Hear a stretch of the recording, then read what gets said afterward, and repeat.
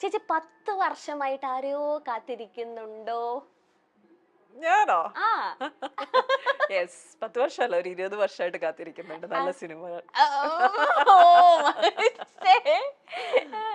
Cinema അല്ലാണ്ട് ഇല്ല. ഇല്ല.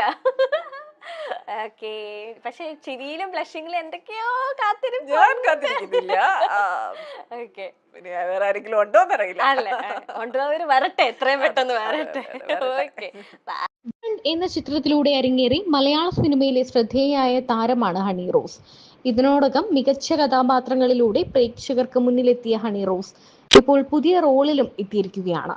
നിർമ്മാതാവിന്റെ മേലങ്കി അണിഞ്ഞാണ് താരം എത്തിയിരിക്കുന്നത്. പ്രൊഡക്ഷൻ കമ്പനിയുടെ ഔദ്യോഗിക പ്രഖ്യാപനം ഹണി റോസ് തന്റെ സോഷ്യൽ മീഡിയ അക്കൗണ്ടിലൂടെ നടത്തിയിരുന്നു. ഇപ്പൊ ആൾക്കാരൊക്കെ, ഇപ്പൊ ഓഡിയൻസ് ഒക്കെ ആണെന്ന് വെച്ചാലും ഭയങ്കരമായിട്ട് അവര് നല്ലതാണെങ്കിൽ മാത്രമേ നല്ലതെന്ന് പറയുള്ളൂ. അങ്ങനെ ഇപ്പൊ ഒരു കാറ്റഗറിയിലേക്ക് തിരിഞ്ഞിരിക്കുകയാണ്. പണ്ടത്തെ പോലെയല്ല. ഇപ്പൊ റിവ്യൂ, ഇപ്പൊ ഒരുപാട് ഓൺലൈൻ പ്ലാറ്റ്ഫോം ഉണ്ട്. നമ്മളെ മൂവി റിലീസ് ആയിട്ടുണ്ടെങ്കിൽ കൊള്ളില്ല എന്ന് പറയാനുള്ള ഫ്രീഡം അവർക്കുണ്ട്. അപ്പൊ അങ്ങനെ ഭയങ്കര ഡീഗ്രേഡിങ്ങും അല്ലെങ്കിൽ നല്ല പടങ്ങൾ ചിലതൊക്കെ താഴ്ന്നു പോകുന്ന അങ്ങനെയൊക്കെ ഉണ്ട്. അപ്പൊ അതിലൊക്കെ എങ്ങനെയാണ് ചേച്ചി നോക്കി കാണുന്നത്?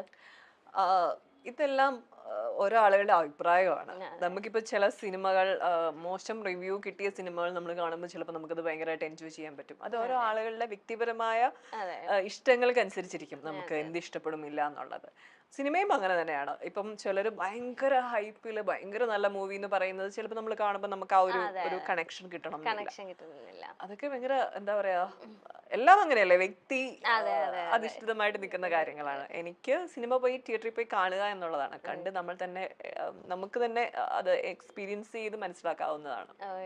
റേച്ചൽ നമ്മൾ എങ്ങനെയാണ് തിയേറ്ററിൽ പോയി കാണേണ്ടത്? ഒരു റേച്ചൽ എന്ന് പറഞ്ഞ ഒരു ലേഡിയുടെ കഥയാണോ പറയുന്നത്? അത് ഒരുപാട് അതിൽ മിക്സ്ഡ് ഇമോഷൻസ് ഒക്കെ കടന്നു പോകുന്നുണ്ടോ? ഡെഫിനറ്റ്ലി മിക്സ്ഡ് ഇമോഷൻസ് ഉണ്ട്. റേച്ചൽ എന്ന് പറയുന്ന ഒരു സ്ത്രീയുടെ വളരെ ശക്തമായിട്ടുള്ള ഒരു എന്താ പറയാ, അവരുടെ ഒരു ലൈഫ്, അവരുടെ ഒരു ജേണിയാണ് ആ സിനിമയിൽ കാണിച്ചിരിക്കുന്നത്. അപ്പം അതും ഏറ്റവും ഇൻട്രസ്റ്റിംഗ് ആയിട്ട് നമുക്ക് നമ്മളെ ത്രില്ലടിപ്പിക്കുന്ന നിമിഷങ്ങളുണ്ട്. ഇനി എന്ത് സംഭവിക്കുമെന്ന് നമുക്ക് ഉള്ളിൽ തോന്നുന്ന കുറെ നിമിഷങ്ങൾ ആ മൂവിയിലുണ്ട്. അതേപോലെ തന്നെ വിഷ്വലിയൊക്കെ ആയാലും ഭയങ്കര രസമായിട്ടാണ്. അതെ. ഇനി ഹണി റോസിന്റെ ജീവിതത്തിലെ മുൻപോട്ടുള്ള കാര്യങ്ങൾ എങ്ങനെയാണ് എന്നാണ് ആരാധകർ ചോദിക്കുന്നത്. വിവാഹത്തെക്കുറിച്ചും പ്രണയത്തെക്കുറിച്ചും ഒന്നും ഹണി റോസ് ഇതുവരെയും തുറന്നു പറഞ്ഞിട്ടില്ല.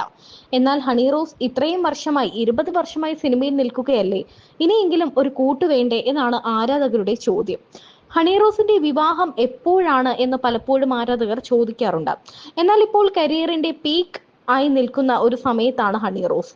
എല്ലാ ഉദ്ഘാടനങ്ങളും അഭിനയങ്ങളും എല്ലാം സൂപ്പർ താരമായ മോഹൻലാലിനൊപ്പം വരെ അഭിനയിക്കാൻ സാധിച്ചു. അത് മോഹൻലാലിന്റെ പേരായിട്ട് തന്നെ. അത് മാത്രമല്ല, എവിടെ ഉദ്ഘാടനം ഉണ്ടെങ്കിലും അവിടെ ഹണി റോസിന്റെ പേരും ചിത്രവും ഉണ്ടായിരിക്കും.